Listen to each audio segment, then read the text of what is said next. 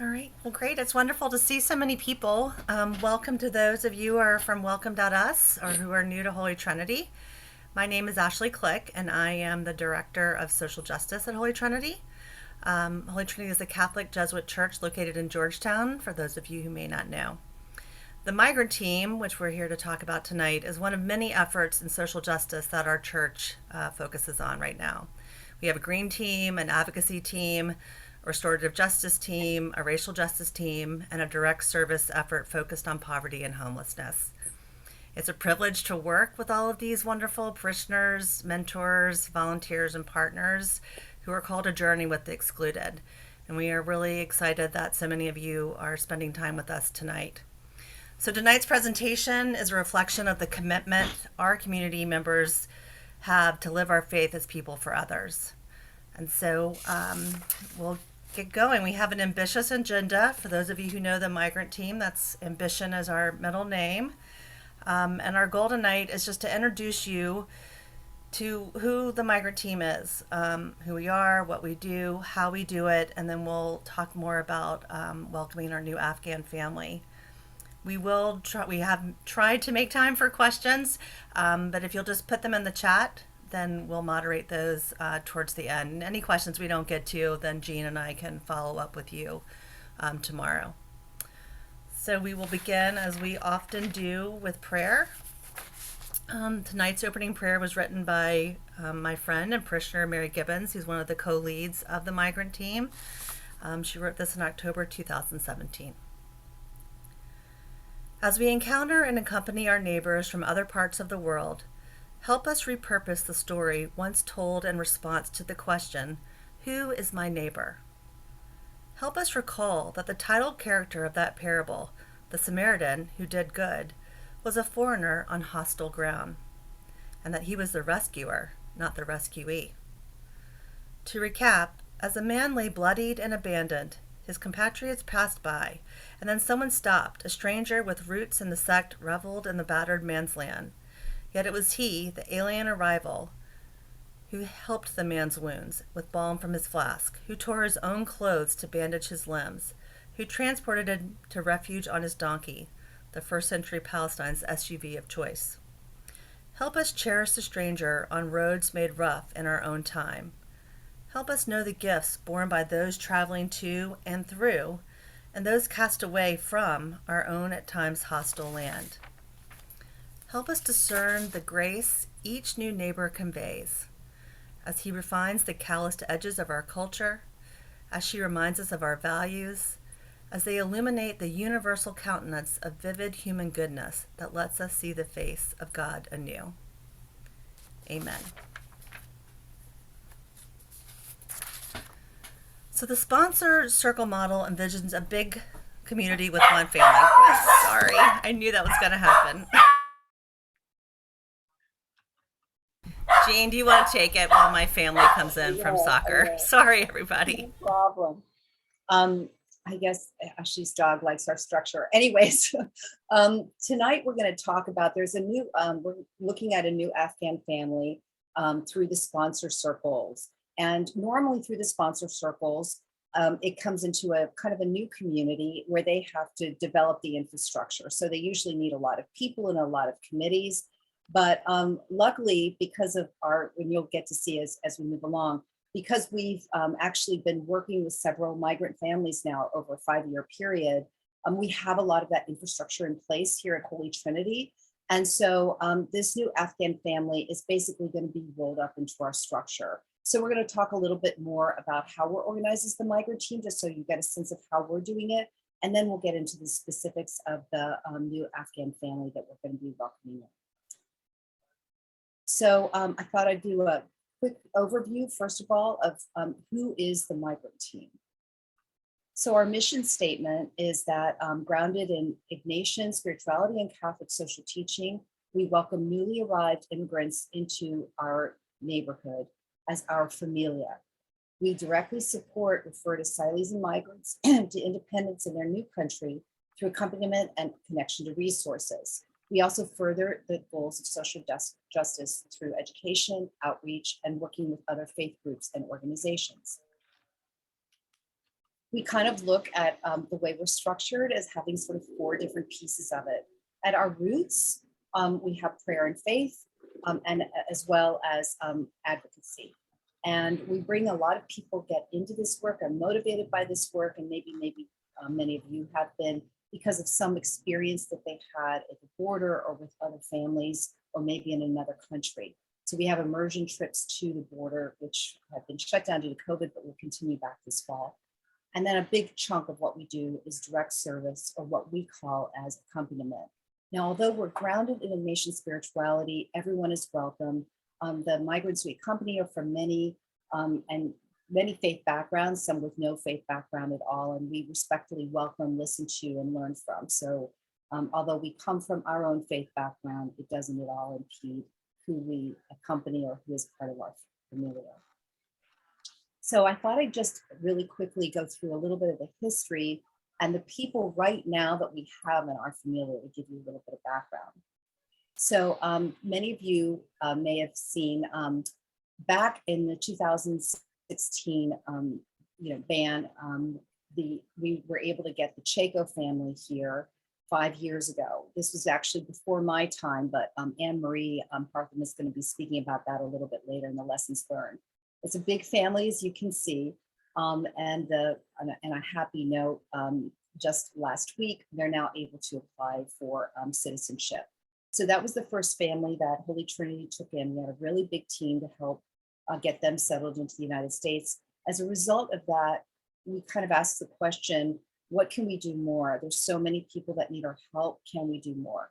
So from there, the Migrant team got started, and my husband and I actually went to the border in 2018. And as we flew back, we got a call from the then social justice director, who told us that Mario Fernandez, who's from Nicaragua, he was basically part of the protest there against the government. He was in detention and needed a sponsor.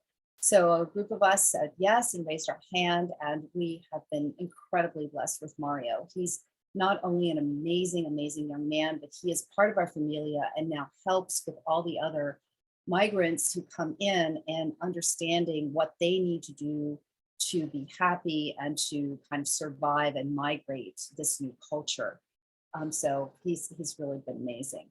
After Mario, the next year, the Sevilla family came. At the bottom, you see Jocelyn and Enrique with their 4 little boys. They were escaping drug lords, and they basically walked most of the way from Honduras up to the border. They're now really thriving. They have really good jobs. The kids are doing great, and they're speaking English all the time, and they're doing super well. Next is Bernadette, who we actually heard about Bernadette about 2 years ago, literally as things were starting to shut down with the pandemic. And we had heard about her through her lawyer. She fled Gabon with her then 3-year-old daughter, Marie, and was literally living in somebody's basement and with no money to pay for food or a little cake for Marie's birthday that was that week. They are now doing amazing. Marie, as you all will see, is a super smart as a little whip girl, and Bernadette is also an amazing, amazing woman who's fighting for women's rights in Gabon. After that, this was all during COVID. Mujahid fled violence in Sudan and then was pursued into Egypt, then to Ecuador, then had to come by land over the Darien Gap, where he was locked in detention and then contracted COVID. He won his asylum case, was then thrown into a homeless shelter. And that's when our team found out about him, and he's now supporting himself and about to move to Seattle. And he also has asylum. Then through Barb Hannigan, who was in a different parish, she heard about our group and had been helping the Mambala family, an amazing family from the Congo that came over. They were also, Etienne, the father, was fighting for human rights in the Congo. And he came with his 3 small children, and little Blessing was born here. They're also really amazing family, working, the kids are thriving, and very faith-filled. Mario J is he's another Mario from Nicaragua who basically was a shop owner, also protesting the oppressive government in Nicaragua. He fled to the border. He was in detention for a year, taught himself US law, defended his own case, and won his own asylum case. Pretty amazing, quickly became independent and is doing great. Um, then we have last year, Julian Patrick from Cameroon, who I don't know, some of you who are Holy Trinity parishioners have heard him sing. Truly, truly an amazing voice. He, through a friend, now his fiance, we found out about he was stuck at the border. We basically have brought him into our familia. He is awaiting his asylum case. An incredibly warm, wonderful, very talented young man. Also, about that same time, we were welcomed Janelson. He's a transgender young man who had to flee Honduras after, due to his gender identity, his house was burned down and he was then sex trafficked through Mexico and arrived and was put in detention as a minor.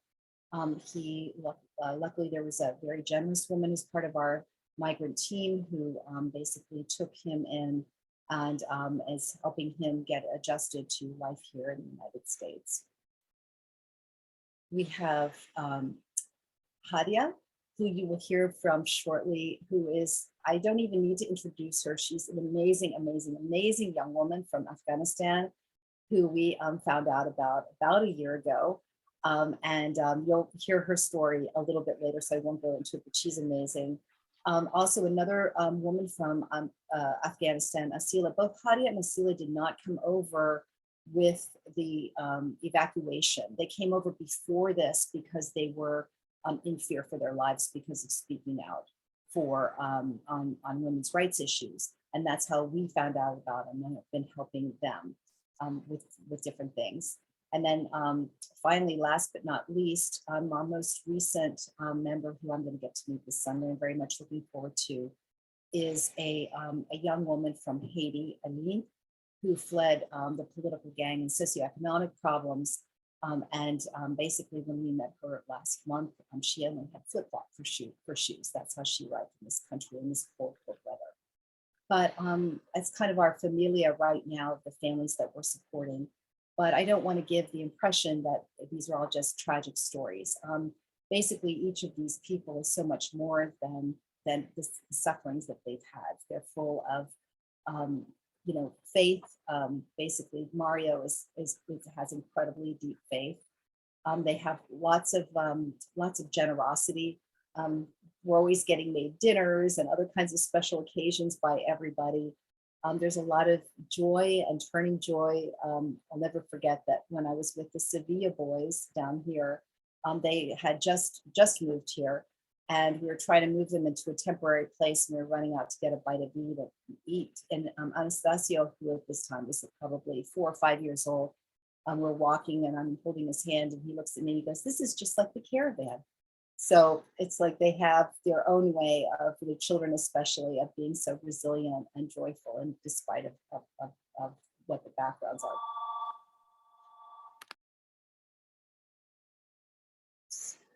So I'm gonna now pass it off on. So that's our familia. That's who we are as a migrant team. And I want to now pass it off to Mary Gibbons, who is our mentor lead. She helps all the different mentors and a lot of the on the ground work. And she's going to talk about our day-to-day work and what we do in the work of accompaniment. So what we do, after accompanying the Chaco family, the Kurdish refugees from Syria, and some of us visiting the border, which was very transformational for us, we wanted to help more people here in the DC area. And we needed to have some criteria on who we were going to be able to help. People came to us through various routes. They were referred, for example, through nonprofits like CARE, the Capital Area Immigrants' Rights Coalition, through the Georgetown Law Center. That's how Bernadette came, and through other ways, just word of mouth. Before sort of saying to somebody, yes, we're going to be able to help you. We learned by experience that we really need to have at least two people who we call mentors, because sponsor is a legal term that we don't want to mix in with it. Two people who are committed to helping that person, to walking pretty closely with them. I'm sure Mike Conway could give a million examples of how we do that every single day, to people that they can trust. We also need to be able to say, yes, we can provide the funds for housing. One difference between people who are coming in through the sponsorship circles and the average asylum seeker is that when we hear about people, if they don't have asylum or haven't claimed asylum, they do not have employment authorization or a social security card. They have to wait 1 year after filing for asylum to get that. So during this period where they're not allowed to work, although some do under the table, we need to know that we can support them either because we have the funds to pay rent, which could be, 1,500 to 3,000, depending on the family size, for 6 months to a year. Or sometimes, we have donated housing, and we've had generous people who have done that. But we need to say to somebody, yes, we can do that. And then also, we are sort of open our program to those who are in or very close to being in a legal process. So not people who are evading ICE and living in the shadows, people who want to file for asylum.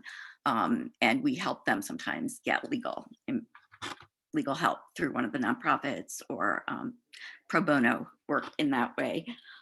We found that the two mentors, rather than a huge group of people, works best, because sometimes people feel, who do I trust? How can I get to know somebody? It's also traumatic sometimes for somebody who's an asylum seeker to repeat their story several times. If a new person calls every day and says, how can I help? Tell me about yourself. Some of that tell me about yourself is very, very difficult to talk about. And, once it is generally as much as we should probably be asking. So we have the two main people, but they're not alone. Do you want to go to the next slide?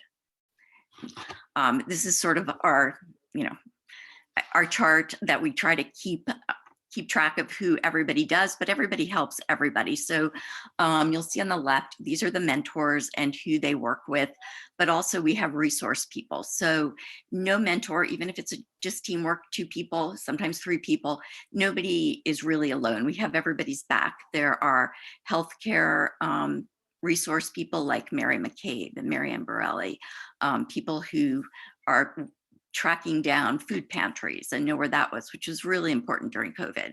We need to know what was operational. Colleen Conway is somebody who connects people from diverse language backgrounds with Return Peace Corps volunteers, and helps us in that way. We have one person who's sort of our full-time pro bono legal help, although he's not an immigration lawyer, but he can do a lot of the paperwork that requires a lawyer. Is very expensive, is kind of tedious, but he works directly with people. And then he does not represent people in asylum cases, which are where somebody's life is sort of hanging in the balance. But our people either, as we said, we reach out to the nonprofits like CARE, like Just Neighbors. Some of them are represented by law school clinics, notably Georgetown, and then some pro bono lawyers who, through various contacts, have said that, yes, they will take their case. Mike is our sort of education guru in terms of how to get kids registered, what's needed to get them in school pretty soon after they arrive, because that's a family with children, that besides housing, that's their main route to stability, to have the kids in school. And then we have people who do a lot of housing research and people who are really actively mentors in the employment and practice interview and resume skills and things like that. So nobody, even though we work in small teams, nobody is alone. We all come together, we all lean on each other and take advantage of the resources that we have. And then our group includes, other people who have certain discrete jobs, and the spiritual event person, and Mary Lou Reif, who I think is on with us, who does the grants, and advocacy is something that we'd like to grow a little bit. That's aspirational. So next slide. We've erased the very top line here, which you see is all green, and that's the various members of our family who we just met, just for their privacy. But what we do is have quarterly goals for each person in terms of where they are legally, where they are in terms of their documentation, and for the sponsors circle, they will have or soon get their employment authorization document. That's what the EED means in the social security number. But for our asylum seekers who do not come in through this route, who are not humanitarian parolees, are asylum seekers, it generally takes a year after they've applied to get that. So that's something we try to keep on top of. Transportation, bank account is sort of on our checklist. One of the really important things that people, even before they have asylum, need to do. So they have a concept of how money works. And we also do a lot of financial literacy. Medical, as I said, some people, some of the kids have come in with having never seen a dentist and are in need of medical care. And then everybody has their own medical issues. So we work on pro bono doctors, getting them signed up if once they're eligible for government services like Medicaid, and before that through community health services. Mental health, almost everybody who's been through trauma, who has been imprisoned for human rights advocacy, who's just walked through the Darien Gap, has some trauma, and mental health is really important for people. And food was important during COVID when many of our migrants lost their jobs. Language is important, again, jobs, education, training, and then social connections. So our goal is to get everybody in the green. Green means they're completed, they're independent. Yellow is the sort of in process status, and then red is the urgent needs. This is what we need to encourage people to do and help them do. So that's what we do. We have a connection, or we are trying to grow our connections to other faith groups and to nonprofits to share the knowledge that we have and also learn from other people, and just expand the effect that we can have in the DMV area and beyond, with working with various groups, for example, legal groups, housing. Casa Ruby, which you see on there, is housing for LGBT youth. So our transgender young man was there briefly, and Ashley is very good about reaching out to parishioners who have housing and can loan housing. And as you see, all of these are groups that we try to network with in order to help the migrants in our family. Financial literacy, bright paths, and financial mentors, that's all really important.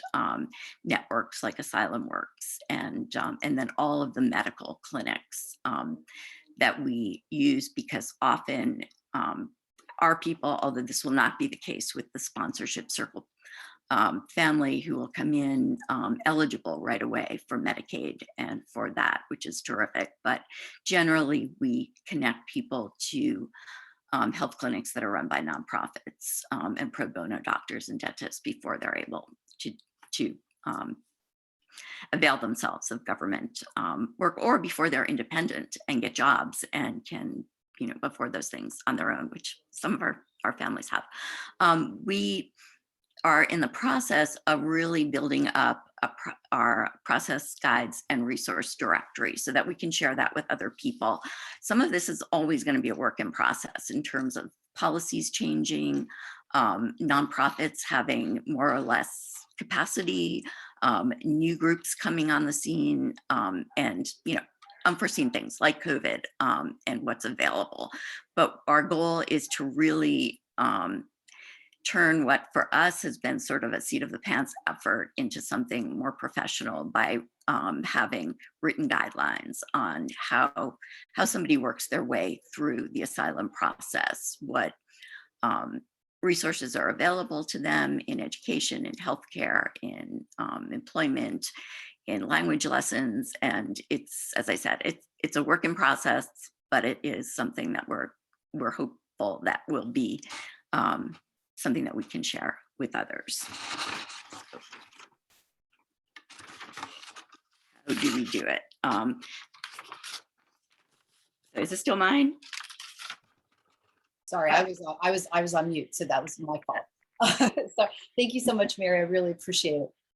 So that's kind of, I know that was a lot, but I think the point of that is that if you're going to volunteer, you're not sort of going to be stuck by yourself, and there's a lot to learn, and we have a lot of people who have been there before. And so we've tried to structure ourselves so that we can help each other out, and we can learn from our past and just help more people, and hopefully make the whole process as smooth as can be in a very uncertain world. So the next thing we wanted to talk about is sort of like how do we do this? One of the things that we talk about a lot is accompaniment, and accompaniment means not serving somebody where you're looking down and doing like help for them. And there's a difference in level. Accompaniment means that you are walking side by side, that you are, it's really like you would say with a family member, where you are there for them when things are low and when things are high, and you're trying to teach them, to help them, move them forward. So I thought that this would be a good time to hear from Emery Hartham, who basically worked with the Chaco family, and kind of to share some of the learnings that she's had, or that group had 5 years ago, as well as what we've all learned, basically as a team, just to kind of help everybody understand how we do what we do. Go ahead, Emery. All right, so our goal is to help the family be self-sufficient as soon as practicable. And how we help, even from the very first day, will impact how quickly and successfully they reach self-sufficiency. So the good news is that based on all the work that we've done over the years, we do have a wealth of experience, and we know what has worked. And just as importantly, we know what has not worked and what has set the family back. So, we've made mistakes that did set the family back in self-sufficiency, but the great news is we learn from them, and we now take those lessons forward, which can be helpful to every team now that comes on board. And one thing that we did learn is that our actions really have to be a step in the forward direction towards self-sufficiency. Even thinking this one little extra thing won't hurt, it doesn't always have to be a forward movement. You just got to remember that cumulatively, a lot of small actions really do add up, and it can contribute to a huge setback. So you just always have to have that caution in mind, that really contemplate and think about what action you're taking, and does it help or hinder them moving forward. The next slide, Jean, please. So this slide is really helpful because it sums up the crucial guiding principles of how your actions will help or hinder their progress. And the key to getting to self-sufficiency is for us to take a supporting role in their lives, never the leading role. We should teach, and we should guide, and we should insist. We shouldn't take things over and assume a primary role. We don't want to deny the individual the opportunity to learn and grow from doing things themselves, because that's so important. And to be honest, our experience has taught us that sometimes the greatest obstacle to their self-sufficiency is actually our over-involvement in their lives. We actually become the problem. So that's something we really have to be conscious of moving forward. We need to remember that people learn by doing things for themselves, not by watching others do it for them. And if you keep that in your mind, I think you'll always make the right choices of how to handle something. And the more opportunities that we give them to do things for themselves, and the more quickly they will become self-sufficient. And will they struggle? Absolutely. And will there be failure at times? Yes. But we just have to be patient and stand with them, and remember that for every failure, it really is a learning opportunity. And I think the best way that really to just show you the difference between a supporting role that we want to have versus a leading role is 2 examples of very regular activities that you would be helping them with, from the very beginning. And one is getting groceries. And, until they have their own income, they'll need help acquiring food. So it does not benefit them to bring them a box of food. It is far more beneficial to, give them a gift card to a grocery store and then show them how to get to the grocery store, teach them how to shop, guide them on how to make food decisions that help them live within their budget, and then even assist them in finding the local pantries in their area and then show them how to use those pantries. That's much more helpful than just bringing them a box of food. And the second example is more complex. And to be honest, it's in this particular area that I know, at least with the Chaco family, that most of the mistakes were made with the greatest consequences. And that is helping with appointments, with doctor, government's office, a school meeting, any type of appointment. What we had done initially was, drive them to the appointment, go in with them, speak to the office for them, do all the paperwork for them. And although that was easier for everybody, the individual, the office, us, it was not helpful because they didn't learn how to do these appointments on their own. So instead, the better approach and a more supportive approach is to have them learn this by doing it themselves. Of course, assist them in finding the doctor's office or the agency that's going to help them, and then teach them how to get to that office. And then when you get to the office, you can assist them in requesting an interpreter because believe it or not, most of these schools and government offices do have interpreter services via telephone. But even if there is no interpreter, it's still not for us to jump in and be the intermediary between the relationship with whatever their meeting is and themselves, because we do live in a multicultural area, and offices are used to people coming in and not being able to read or write in English. And it's between the office and the individual to figure out how to work together and to get what they need. It's going to be painfully slow. It's going to be very frustrating, particularly if you're in the waiting room. They're going to look to you to jump in and help. But you just have to remember that you don't want to deny the individual the opportunity for growth here, because what will move them forward every time is to have opportunities to do things for themselves. So just keep that in mind. It's so much easier sometimes for us to jump in and just do, but that's not always the better thing to do. And then the next slide, Jean. And then these are additional thoughts based on our experience of guiding principles and lessons that we have learned. And I know there's time issues tonight, so I could go in depth in all of them, but I won't. But I'd certainly talk to anyone about any of the categories that they want, because all of these really are important to be adhered to, because they will help prevent consequences that are detrimental to the family. I mean, we have learned that you have to help people face their financial reality right from the beginning and not set them up for something that they'll never be able to attain. It's very difficult when children are involved to try to not interfere with the parent-child relationship, especially when there are cultural differences in parenting. As you know, in the US, we tend to be very child-centric in our families, and that may not be the case. And that could be difficult for you to know when to be involved and when to step back. And then also, it's very important that they have their own friends. We cannot be their everything. We can't be their social network. We can't be their support network. They need more than us. So encouraging them to have their own communities aside from us is very, very important to their growth too. And I do want to mention one thing, since you're all at the point where you're thinking about, launching, if you will, with another family, is so you're all thinking about the welcome plan right now. How are we going to get started? How are we going to help them settle? But I really want to emphasize that at the same time you have your welcome plan, you need your exit plan. How do we get them to self-sufficiency and independence?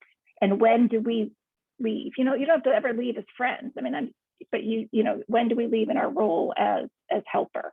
And everything you do from day one, you have to have your exit plan in mind as well, because that's going to be your strategy. You have a strategy on how to get there, a plan to get there.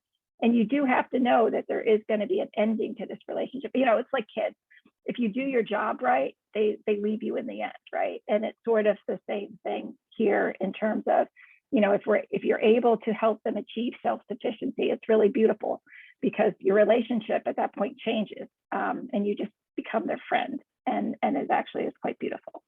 And so that is really just the lessons from the past, and I think the team has done such a great job of learning from them going forward. So that's all. Jean? I keep forgetting how to unmute myself. Thank you so much. I think that was really, really valuable to kind of have those lessons up front. And the only other quick points I want to make here is that that's in our working relationships with our families. We also have working relationships with each other. I feel like it's been such a privilege to be part of this group. Everyone really looks for the good in each other, and we have these team working norms to help each other out, to always be sensitive to each other, to take all inputs, and to come together into how we do this work and how we take on new families. That's been like something that's been just really valuable for all of us. And so looking forward to all of you being new members of our team. And then the last big thing is another big perk is we have really awesome parties. We get together, we try to get together every couple of months, either at church or at picnics or for birthdays or whatever. You'll see that at the end of this. And we have weekly and bi-weekly Zoom calls, which we'll talk about at the end, and then a newsletter. So we'll talk about that at the end. But I want to move on now to the new Afghan family and just show you really quickly. This is the Welcome.us PSA. The voice you're about to hear is Maya Angelou. It's quite beautiful. I've had rainbows in my clouds. And the thing to do is to prepare yourself so that you can be a rainbow in somebody else's cloud. Somebody who may not look like you, may not dance your dances, or speak your language, but be a blessing to somebody. That's what I think.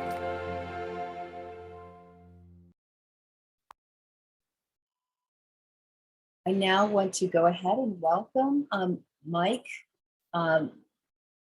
and Linda. They are basically the ones who spearheaded, who came forward. As Mary said at the beginning, when we take on a new family, we need two people who are committed. Mike and Linda have come in like a force about wanting to bring on this new family. So I'm going to take it over, pass it over to them to talk a little bit specifically about the sponsor circle and the family that we're expecting to receive. Thanks, Jean. Are we introducing the people from Welcome.us, John Brislin and Cecilia Munoz? Yeah, go right ahead. John, do you want to say hi? Sure, I'm just completely overwhelmed. It's hard to find words to speak, but Cecilia and I are just so thrilled, and Nazanin Ash, who is our CEO of Welcome.us, Cecilia and I co-founded it as the Afghan crisis was emerging in the United States. But what you've brought together, founded in faith, this notion of accompaniment, empowerment, how beautifully you've thought through every aspect of sponsor circles. So I'll just tell you briefly, Cecilia and I were talking back in July about how heavily governmental the resettlement system was in the United States. And this idea through community sponsorship or sponsor circles, as they've done in Canada, to open up the system where the strength of the country is in its communities and organizations of civil society. And then the Afghan crisis hit. And so we co-founded an organization called Welcome.us that is really supposed to be an all-country response to the crisis, not just for Afghan newcomers, but as Cecilia constantly reminds us, having experienced this in our own family, being for all refugees, asylees, immigrants, and also coming at this during this divided time and to confront xenophobia. And you all know this, but the thought is that if more Americans have meaningful interactions with families and individuals from other countries who we can enter a spirit of fellowship and partnership with, as you all are doing, it could change how we view people of other countries and even the immigration debate. And so we come to this just completely blown away by what you've done. And I was texting Jeannie and Mike and Linda and others and saying we'd love to, because we're trying to ignite sponsor circles all across the United States and have some extraordinary partnerships that Naz Ash has brought to for the first time into this resettlement space. And the thought of taking, you know, what you've pulled together and making it a template, a foundation, a model, a guide for sponsor circles all across the country would just be so exciting and so helpful to the cause. I said too much. Cecilia, over to you.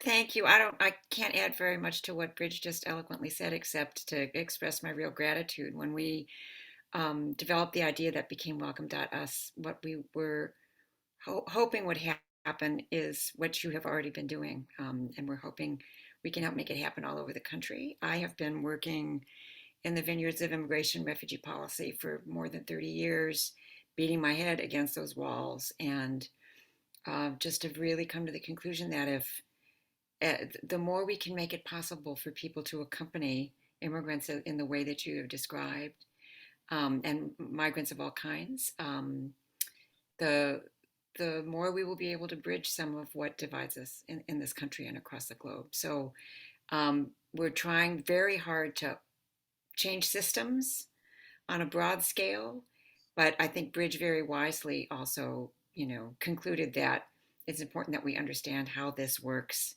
in community. And, Bridge and I are also texting each other throughout this meeting. We're both like brushing away tears and feeling a lot of gratitude. So thank you so much for what you're doing and for letting us be part of it.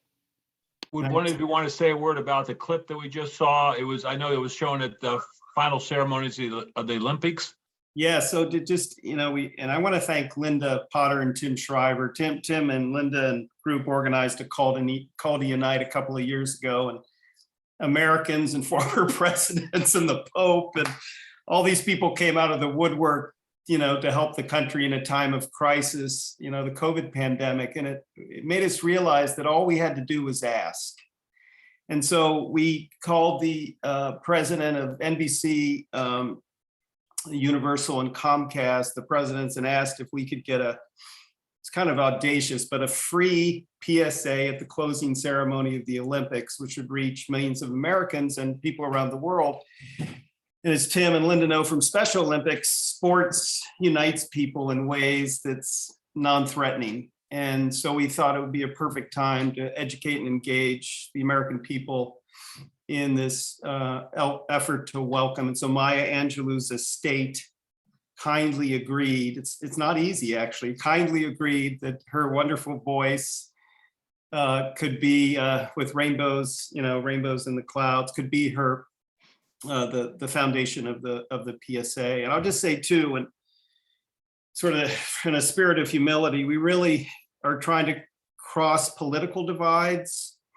And so we reached out to First Lady Laura Bush and Secretary Clinton, because they're co-chair of the U.S. Afghan Women's Council, and just asked them if they'd help us in any way. And we got calls back later that day saying they and their husbands, and then the Obamas, and then Jimmy and Rosalind Carter called us 2 weeks ago to say they're so taken by this initiative, they want to be a part of it.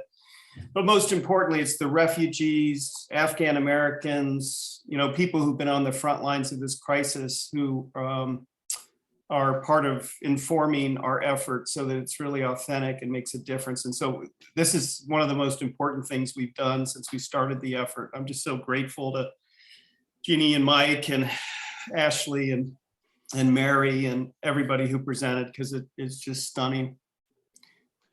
And can you just quick, is Naz Ash on the screen? Could she just say a quick word? Because she's our CEO and she's incredible. Naz, are you there? I'm here. I've been privileged to participate and so moved to see this community come together. And just as Bridge and Cecilia have shared, it's a perfect example of what we know is possible across the country. The community you've built here, united in a mission of welcome, it demonstrates so much of the compassion and commitment that we know is all across the country and belies the nature of our national politics. And so it's just, as Bridget and Cecilia said, this is an opportunity to experience it in real life. And it's really seeing the theory of change and the theory of ultimately having a nation and communities with far more capacity and willingness to welcome come to life. And I was so overwhelmed to get on this call and see and 50 people on it. Like, it's amazing. It's amazing. You're representing in real life everything that we imagine is true about our country. Thanks, Naz. Mike? Bridget, I was just going to say, my understanding is in that graphic that we saw, that little clip, the man who greased the little girl at the airport is a Vietnamese refugee soldier, right? Correct. Yeah. There were three things that we really wanted to represent in that PSA. So exactly as you said, Mike, that's based on the true story of General Long, who's the highest ranking Vietnamese American in the American military and arrived to this country as a refugee. And the three messages we wanted to represent in that PSA was that welcoming makes us more. And that's what's represented by General Long and the way he's giving back to the country. We wanted to represent the agency of Afghan families, as also has been discussed here in this community. And so that's why we showed the family together, protecting each other, arriving together and, seeking safety and dignity. And then we wanted to show the diversity of communities that welcome refugees. And that's what was intended in those final scenes at the airport, that it's so many Americans from the whole of the American tapestry who engage in the wonderful work of welcoming. Gina, are we able to see that clip again? You know what, Mike? I think we're running out of time, so I think I'm going to have to. Sorry about that. Okay. I'm going to have to be the boss here, and That's you're okay. wrong. Because we also want to hear from Hadia, who's going to, after you give a quick overview, she was going to tell. I think everyone would love to hear from Hadia.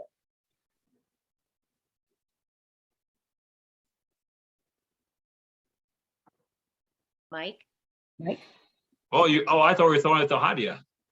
Oh no! Well, no. I thought you do. Do you want to just give a quick overview of the family that's coming, and then we'll send it to put it over to Hadia? Linda, do you want to say something? Well, I think I'm just a foot soldier, Linda. so. Mike is my inspiration. He has tons of experience and the biggest heart in the world, and his dream is to have a family of about 20. But fortunately, Jean and Mary and Ashley have encouraged us to, as you can see on the screen, welcome maybe a more average size family, at least from American and other circles. But I think the sponsor circle, what you're seeing there kind of tells it all. We're planning to raise at least 40,000 over the coming year.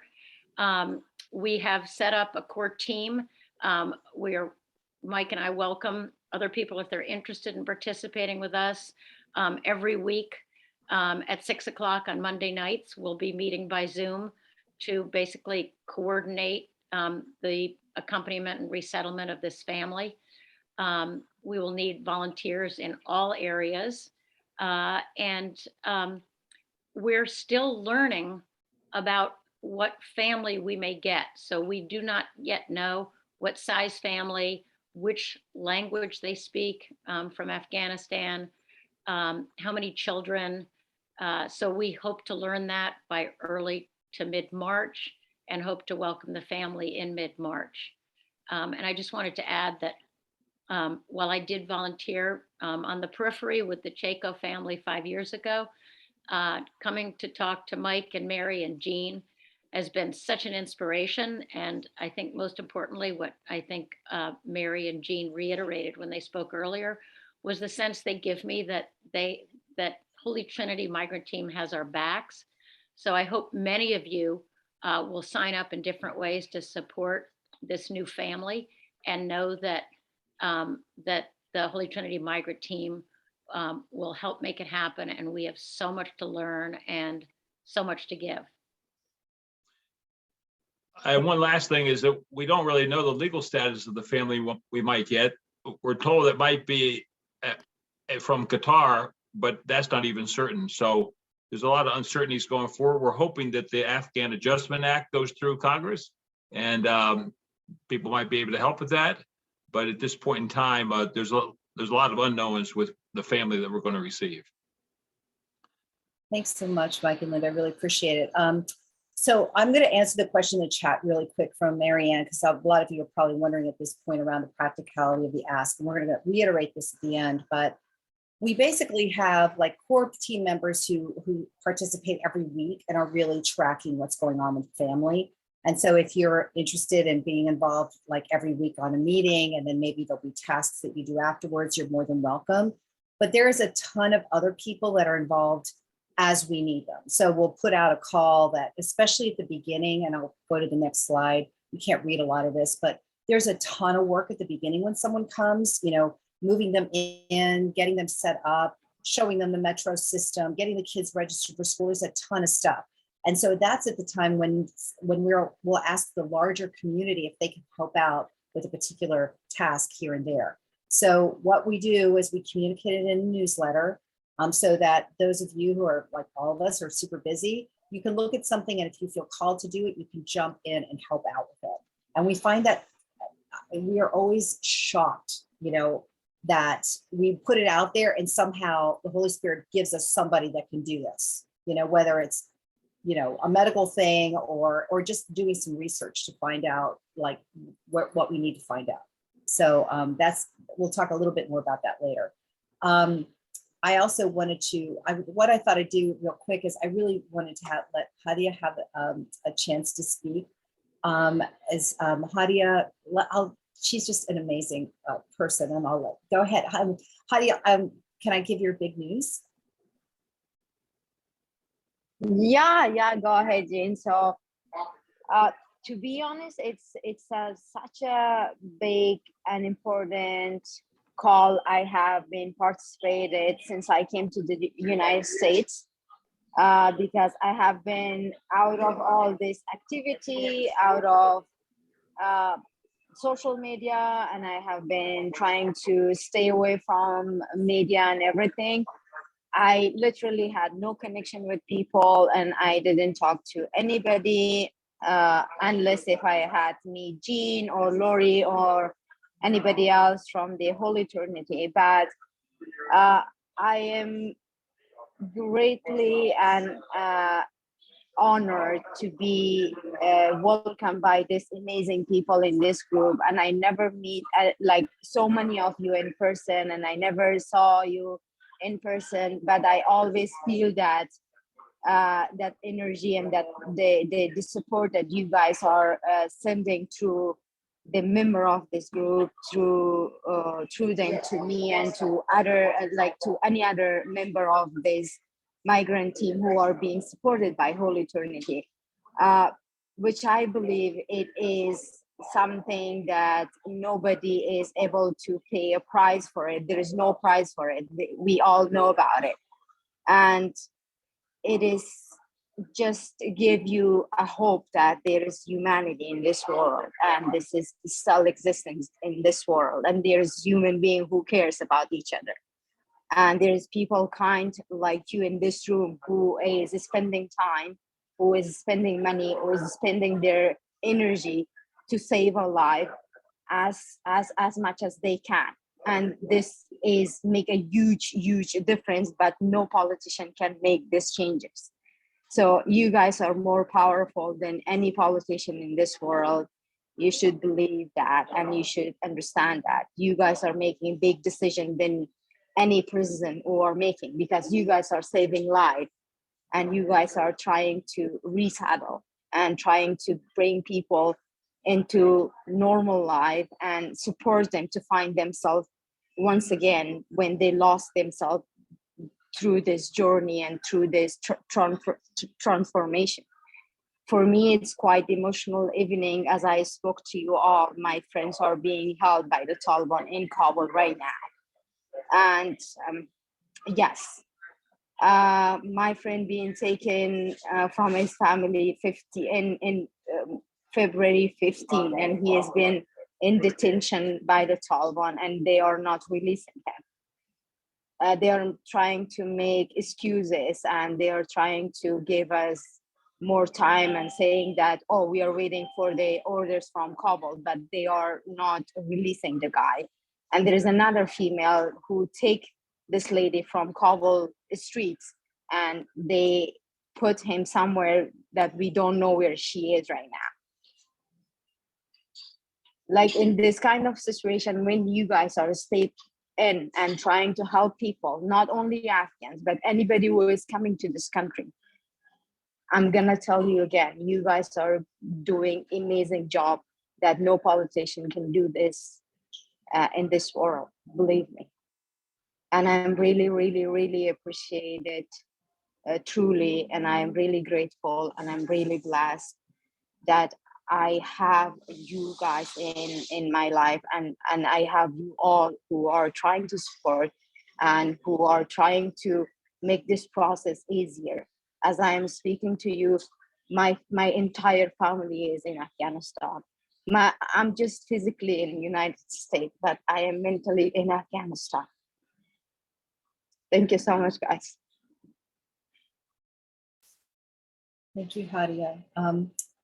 The parts that she didn't share is one piece of good news is Hadia won her asylum, I guess about a week or so ago. Had 40 of us in a prayer group the night before. She's just so impressive. She was fighting for women's rights in Afghanistan and continues. And the whole time she's been here, she's constantly volunteering her time on the bases and everything. She's part of our team.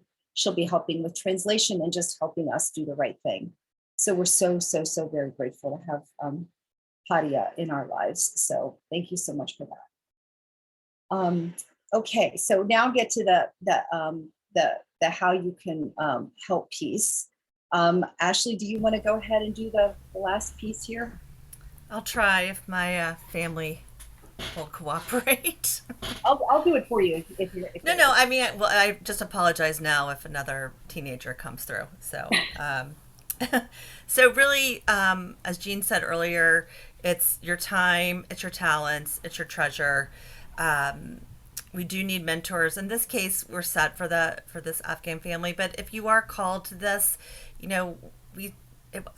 before COVID, we had 2 or 3 families. Now we have 15. So we don't say no. We really keep our hearts open, and we do feel like and Jean and I don't worry. We're like, it'll work out. We just really believe that, and our community proves that over and over. Talents, you saw some of the things that we need. We always need referrals for medical, legal. We do have people, but it's nice to kind of share the load. So if you have those kind of resources and have the willingness to do that, we'd love to bring you into our resource guide.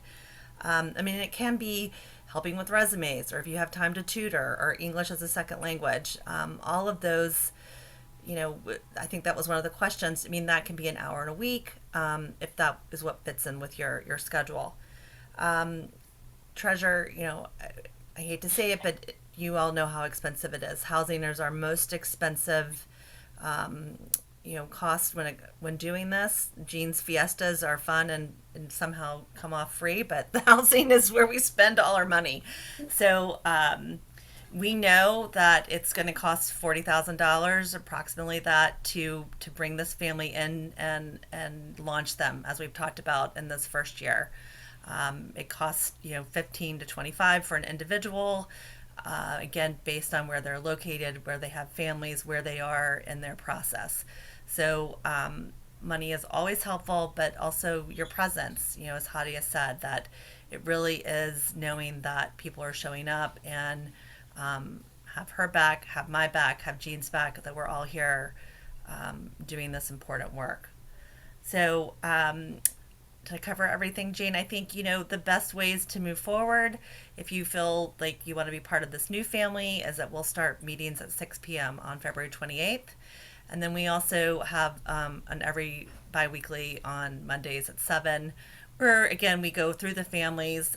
If that's not something that you want to join in on, or you want to just come and observe, you're always welcome. But then we always put the minutes in the e-letter that's devoted to the migrant team. There is a general social justice e-letter, but you can subscribe just to the migrant e-letter, so that when that comes out, you'll see what the call to actions might be. And they could be looking for a sofa, need a dentist, need a laptop. So any of those kinds of things, we pop those in. And again, we have yet to be disappointed by this community.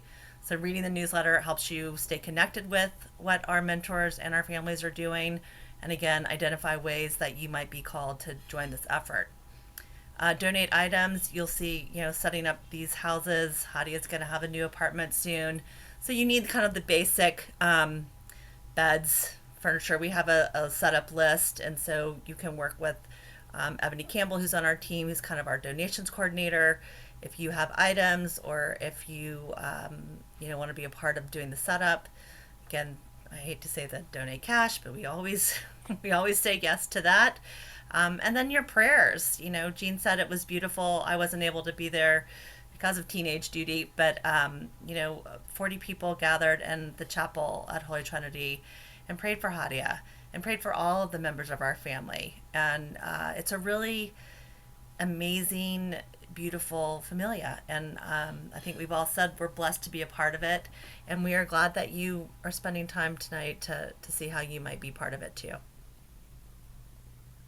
Thank you so much, Ashley. I know we're a few minutes after, and I want to be time, but are there any questions, or do you want to just you're always welcome. I'll put my email in the chat, but you're always welcome to email me directly, and or as well as Mike and Linda, Ashley, any of us.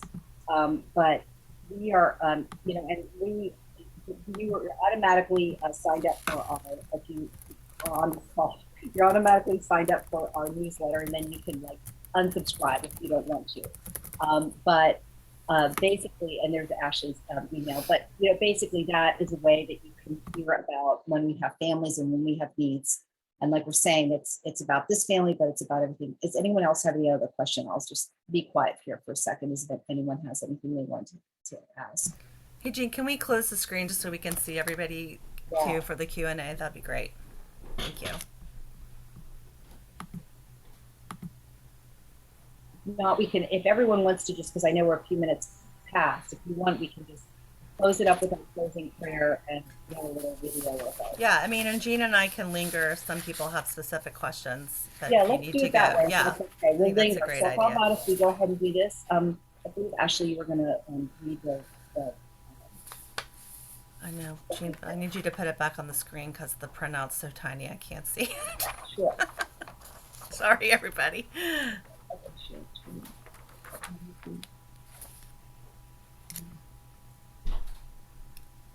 You see that?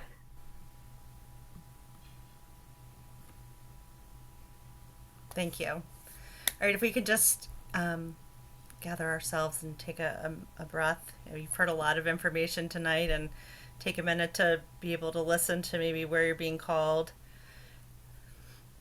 If we only believed it was you that we were feeding, how much bread would we buy? If we only believed it was your thirst we were quenching, would our cups ever be dry? If we only believed in the stoop of someone's shoulders, and the light in someone's eyes, and our struggle toward compassion, it was your ache we were mending. If we only believed in the people we face daily, it was your face we were seeing. Would our hearts open wide if we only believed? Thank you, everybody, for being here tonight. And again, Jean and I'll linger if you have any questions for us. And this last little clip is just our just a quick show of the familia.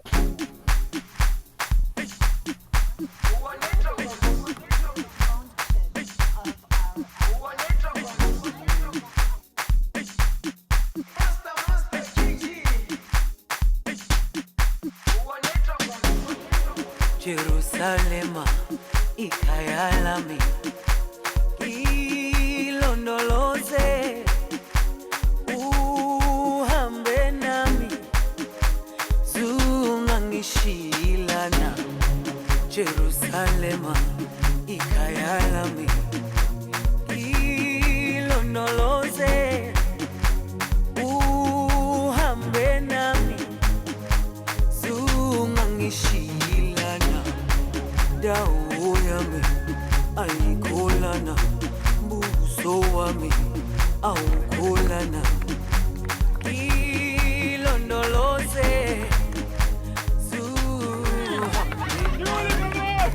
dawo yami ayikholana buso wami awukholana ilondoloze